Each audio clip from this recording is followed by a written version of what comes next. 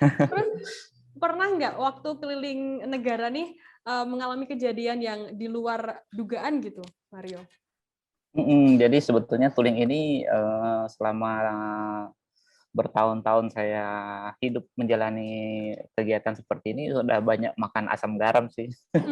Jadi, Mmm. pertama sih, memang kebanyakan yang kita temui orang-orangnya baik, ramah, lingkungannya juga, excited. Cuman di sisi lain kadang juga ketika kita mengunjungi suatu negara, ada juga yang kena scam gitu, Mbak. Misalnya, Oh, oke. umumnya kalau Tribuners pasti yang suka backpacker atau ini pasti sering terjadi ketika kita dikibulin pas mau belanja makan di suatu tempat, wah harganya dinaikin karena melihat orang Ah, asing. oke. Mhm. Kedua, kadang-kadang kita waktu mau tukar uang di money changer dikibulin juga. Ah, itu memang sudah akan jadi makanan sehari-hari yang akan kita hadapi sih.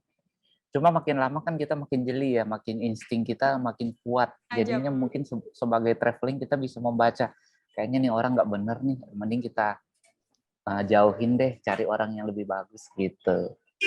Oke. Untuk Heeh. itu kan tadi yang hal yang mungkin, di luar dugaan gitu ya. Untuk kejadian yang unik nih, unik dan Unik. menyenangkan banget yang pernah dialami oleh Mario pada saat touring ke negara-negara apa? Kalau unik nih, misalnya contohnya kita ambil tadi negara favorit saya di Namibia atau kebanyakan Mhm. di negara Afrika. Mhm. Umumnya kita mungkin nonton National Geographic gitu kan, wah ada gajah, zebra, wah keren banget. Nah, di saat saya berada di Afrika waktu itu, hal yang sering saya alami hampir setiap hari kalau lagi riding antar keluar kota melewati taman nasional, jalanan itu macetnya karena ada gajah nyebrang, gitu. Oh, oke.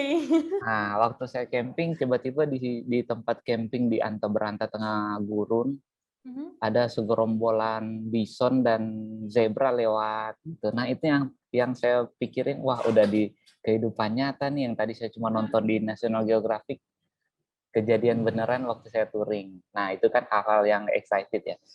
Udah Mmm. gitu ketemu suku-suku juga. Nah, di sisi lain, kita juga, mendapat banyak pengalaman baru sama teman baru. Contohnya waktu saya kena lockdown di Argentina karena nggak tahu ngapa-ngapain, lama-kelamaan mulai saya membuka diri untuk berinteraksi dengan tetangga, bahkan teman yang 70 kilometer jaraknya ngundang makan malam. Nah, lama-lama kita membangun hubungan kan jadinya, wah keren ya bisa ada teman orang Argentina. Mhm. Jadinya beradaptasi budaya dan belajar bahasanya jauh lebih enak gitu. Jadi Itu lebih sih mengenal banyak orang pengalaman-pengalaman. dan, mengenal banyak ragam suku dan juga orang-orang yang ada di dunia gitu ya, Mario? Iya betul. Terus saya pernah membaca di artikel tuh Mario pernah touring ke Mesir dan itu diikuti oleh polisi bersenjata. Itu bagaimana cerita lengkapnya, Ah. Mario? Iya, ini, salah satu, apa ya, hal yang tak terduga ya. Jadi waktu dari Sudan, Mhm. kalau mau masuk Mesir kan dari bagian Mesir Selatan ya, itu ada namanya kota Luxor. Nah, kalau dari Luxor kita mau ke Hurghada atau menuju Laut Merah, pesisir laut itu loh yang berbatasan, aduh lupa nama areanya, tapi di bagian pesisir timur Mesir.